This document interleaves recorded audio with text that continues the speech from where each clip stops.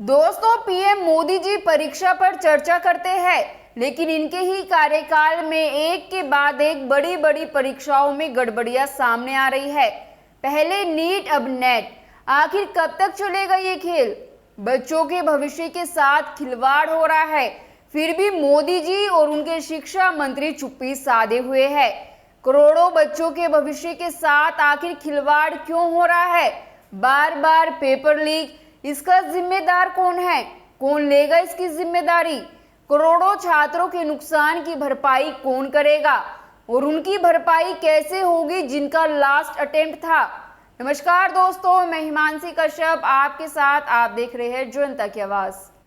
18 जून को UGC net के exam में देश के 317 शहरों में 9 लाख से अधिक उम्मीदवारों ने इसमें भाग लिया था और परीक्षा के एक दिन बाद ही नेट परीक्षा रद्द कर दी गई। जी हां, शिक्षा मंत्रालय ने बुधवार देर रात विश्वविद्यालय अनुदान आयोग की राष्ट्रीय पात्रता परीक्षा को रद्द करने की घोषणा की। शिक्षा मंत्रालय द्वारा लिए गए फैसले के तहत एनटीए ने इस एग्जाम को रद्द किया है। अब नए सिरे से एग्जाम की प्रक्रिया को लेकर अभ्यर्थियों को जल्द ही जरूरी जानकारी उपलब्ध कराई जाएगी।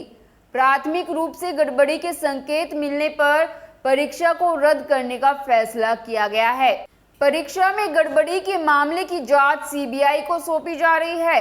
अपने फैसले को लेकर शिक्षा मंत्रालय की ओर से जारी बयान में कहा गया कि एनटीए ने यूजीसी नेट परीक्षा 18 जून 2024 को देश के भिन्न शहरों में 2 चरणों में पेन और पेपर मोड में आयोजित की थी।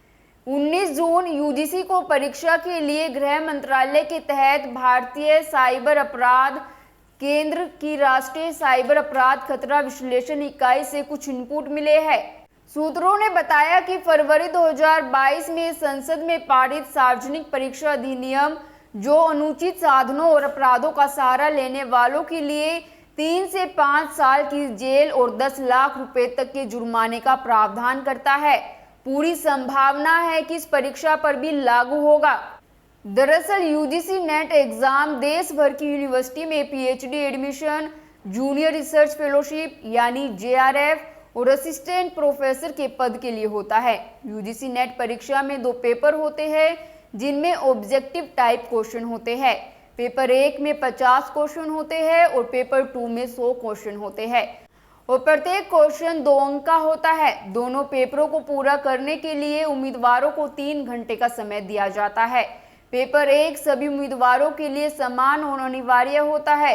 यूजीसी नेट परीक्षा में नेगेटिव मार्किंग का कोई नियम नहीं होता। यूजीसी नेट साल में 2 बार जून और दिसंबर में इस परीक्षा का आयोजन करता है। हालांकि एनटीए दिसंबर 2018 से यूजीसी की ओर से कंप्यूटर आधारित टेस्ट फॉर्मेट में यह परीक्षा आयोजित कर रहा है, लेकिन इस साल एजेंसी ने पेन एंड पेपर फॉर्मेट को फिर से अपना लिया। कंप्यूटर आधारित परीक्षा कई शिफ्ट में कई दिनों तक आयोजित की जाती है और पेन पेपर फॉर्मेट की परीक्षा एक दिन में या 1-2 शिफ्ट में पूरी की जा सकती है। आपको बता दें कि एनटीए के खिलाफ आज एआईएससी ने प्रदर्शन किया। देश भर में सड़क पर एआईएससी छात्र संघ उतरकर एनटीए के खिलाफ धरना दिया। छात्र संघ की मांग है कि परीक्षा को दोबारा करवाया जाए, साथ ही एनटीए को भी खत्म करने की मांग की गई है। साथ में आज सुप्रीम कोर्ट में एनटीए की ट्रांसफर याचिका पर सुनवाई हुई।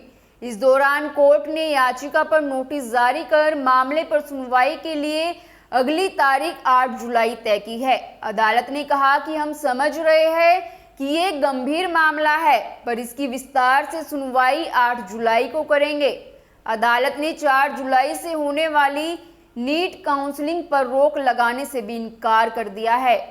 अब यूजीसी नेट एग्जाम रद्द करने के फैसले पर प्रतिक्रिया देते हुए विपक्षी दलों ने सरकार पर निशाना साधा है। कांग्रेस ने कहा कि यह मोदी सरकार के अहंकार की हार है। परीक्षा रद्द करना लाखों छात्रों की भावना की जीत है। आरजेडी ने कहा कि यूजीसी नेट परीक्षा भी रद्द हो चुकी है। जैसे कि तेजस्वी यादव ने कहा था कि बीजेपी के राज में हर परीक्षा का प्रश्न पत्र लीक होना 100% तय है। धांधली हर परीक्षा में हो रही है।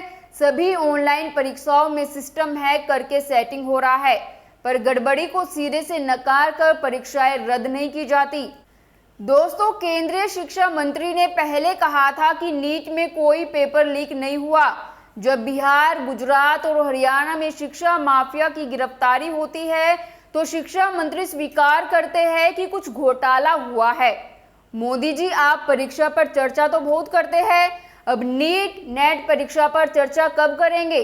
कृपया परीक्षा में धांधली और पेपर लीक को रोकने की जिम्मेदारी ले। क्या आप शिक्षा मंत्री इस ढुलमुल व्यवस्था की जिम्मेदारी लेंगे? एनटीए इतना लापरवाह, खोखला हो चुका है, क्या कोई परीक्षा निष्पक्षता से करा पाएगा? आपको क्या लगता है? हमें कमेंट कर जरूर बताएं और बाकी खबरों के लिए देखते रहिए जनता की आवाज।